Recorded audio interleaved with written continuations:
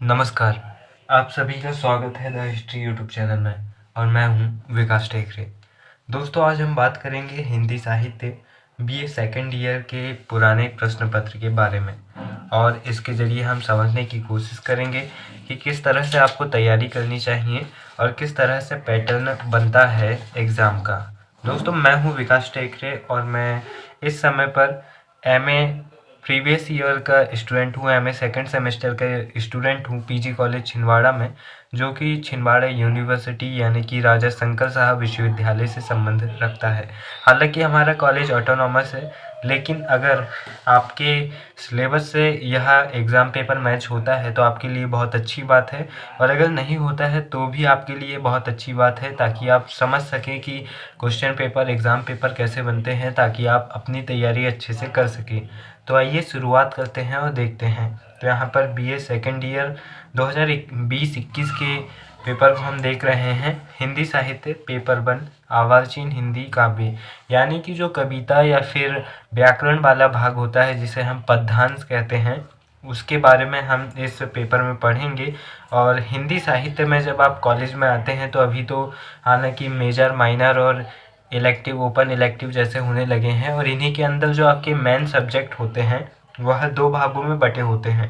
जैसे हिस्ट्री है तो हिस्ट्री 2 भागों में बटा रहेगा, पेपर 1 पेपर 2। तो इसी तरह से हिंदी साहित्य के पेपर 1 के बारे में हम चर्चा कर रहे हैं।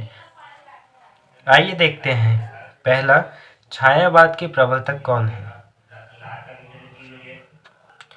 दोस्तों, छायावाद के प्रवर्तक है जयशंकर प्रसाद जी।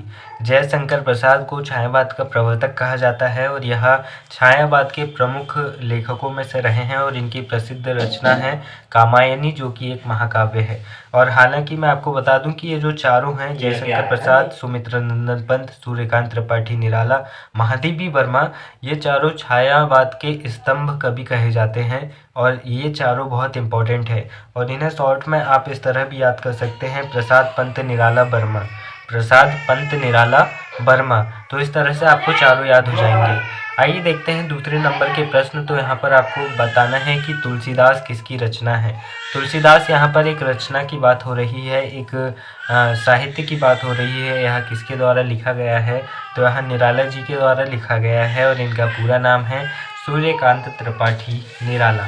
आइए दोस्तों, अब आगे देखते हैं, और तीसरे नंबर का ऑब्जेक्टिव हमारे सामने आता है, एक भारतीय आत्मा किसे कहते हैं? तो एक भारतीय आत्मा माखनलाल चतुर्वेदी जी को कहा जाता है, और इनकी एक प्रसिद्ध रचना है जिसका नाम है पुष्प की अभिलाषा, इनकी प्रसिद्ध रचना है। साथ ही ये मध्य प्रदेश के प्रमुख क्रांतिकारी भी रहे, और इन्होंने स्वतंत्रता संग्राम में भाग लिया था। जबलपुर के झंडा सत्याग्रह में भी इनका महत्वपूर्ण योगदान रहा।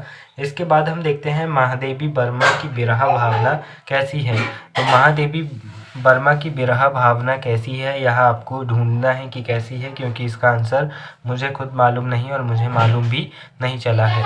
इसके बाद हम 5वें नंबर के ऑब्जेक्टिव देखते हैं। तो यहाँ पर आता है, हमारा देश कविता के रचयिता कौन है? तो हमारा देश कविता के रचयिता अज्ञेय जी हैं, और यह जानकारी हमें विकिपीडिया से मिली है, और यह प्रामाणिक जानकारी है, आप यकीन कर सकते हैं। और अज्ञेय जी का पूरा नाम भी कई बार पूछा जाता था। तो अज्ञेय जी का पूरा नाम है सच्चिदानंद हीरानंद वात्स्ययन अज्ञेय। सच्चिदानंद हीरानंद वात्स्ययन अज्ञेय, अज्ञेय जी का पूरा नाम है, और यह प्रमुख रूप से छायावाद के कवि रहे हैं। इसके बाद 5 नंबर के 5 ऑब्जेक्टिव सॉल्व करने के बाद हमें सॉल्व करना है 3-3 नंबर के 3 प्रश्न, जिनसे आपको मिलेंगे 9 मार्क्स, 9 नंबर। तो आइए देखते हैं और समझते हैं। पहला आता है, निराला प्रगतिवाद के अग्रदूत थे, समझाइए। इसके अथवा में आता है, रघुवीर सहाय की काव्य संबंधी मान्यताओं पर प्रकाश डालिए। इसके बाद आता है, नई कविता के प्रमुख विशेषताएं समझाइए। इसके बाद महादेवी के गीतों पर टिप्पणी लिखिए। दोस्तों, मैं यहाँ पर आपको केवल क्वेश्चन पढ़कर सुना रहा हूँ। अगर आप इनके आंसर चाहते हैं, एनालिसिस चाहते हैं, तो ज़रूर कमेंट कीजिए। मैं कोशिश करूँगा कि इनकी जो मेरे पास पुरानी पुस्तकें हैं उनके आधार पर आपके लिए वीडियो बनाकर ज़रूर अपलोड करूँ। चौथे नंबर का प्रश्न आता है, प्रगतिवाद शब्द का विवेचन करते हुए उसकी विशेषताएँ बताइए। तो और इसके अथवा में प्रश्न आता है, भवानी प्रसाद मिस्र की काव्यगत विशेषताओं का वर्णन कीजिए। यहाँ पर 2 खंड समाप्त होते हैं, 2 सेशन समाप्त होते हैं और तीसरा खंड में 7 आपको यहाँ पर प्रश्न 7 प्रश्न आपको देखने को मिलेंगे 2-2 नंबर के। यहाँ मैं समझ नहीं पा रहा हूँ।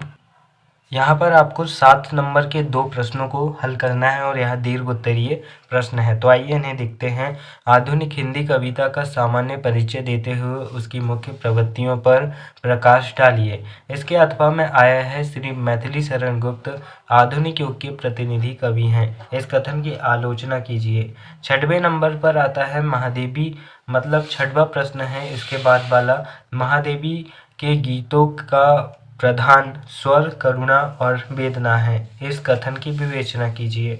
इसके अथवा में है मुक्तिबोध नई कविता के प्रतिनिधि कवि हैं। इस कथन की व्याख्या कीजिए। इसके बाद आपको 4 प्रश्न करने हैं 3-3 नंबर के। 12 नंबर के लिए आपको 3 प्रश्न करना है।